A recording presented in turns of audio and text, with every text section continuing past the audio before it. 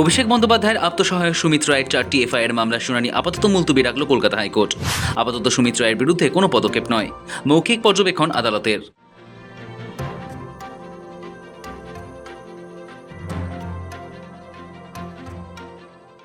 সুমিত রায়ের মামলা 10ই সেপ্টেম্বর পর্যন্ত মুলতবি রেখেছে কলকাতা হাইকোর্ট। তার বিরুদ্ধে মোট কতগুলি এফআইআর দায়ের করা হয়েছে পুলিশের কাছে তা জানতে চেয়েছে আদালত। রাজ্য পুলিশের ডিজি সিদ্ধিনাথ গুপ্তকে রিপোর্ট দিয়ে হাইকোর্টে সেই তথ্য জানাতে হবে। এই মামলা 10ই সেপ্টেম্বরের পর ফের শুনবে আদালত।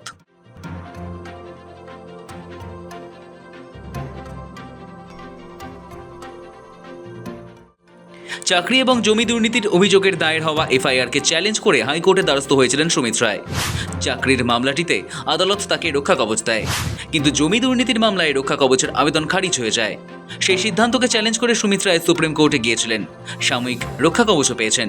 সেখানে আগামী 31শে আগস্ট এই সংক্রান্ত মামলার শুনানি হতে পারে।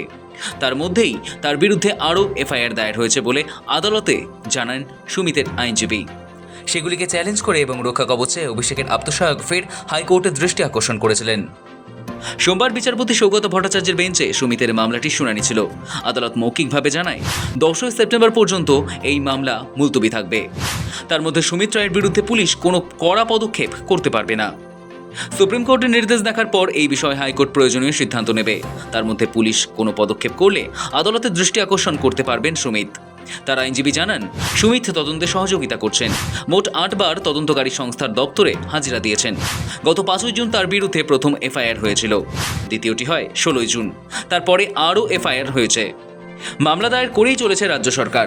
প্রায় প্রতিদিনই মামলা হচ্ছে, আদালতে জানান সুমিতের আইনজীবী। এরপরেই আদালত এফআইআর এর হিসেব চায়। পরবর্তী শুনানির দিন রাজ্য পুলিশের ডিজিকে লিখিতভাবে এই সংক্রান্ত তথ্য দিতে হবে আদালতকে। এদিকে সুপ্রিম কোর্টের নির্দেশ না আসা পর্যন্ত মামলাটির শুনানি হাইকোর্টে মুলতবি রাখার আবেদন জানায় রাজ্য সরকারের বক্তব্য, অভিষেকের আত্মসহায়কের মাধ্যমে একটি ব্যাংক অ্যাকাউন্টে 20 কোটি টাকা ঢুকেছে।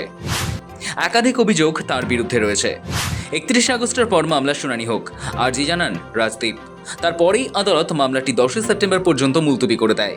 তার মধ্যে সুমিত রায়ের বিরুদ্ধে পুলিশ কোনো কড়া পদক্ষেপ করতে পারবে না।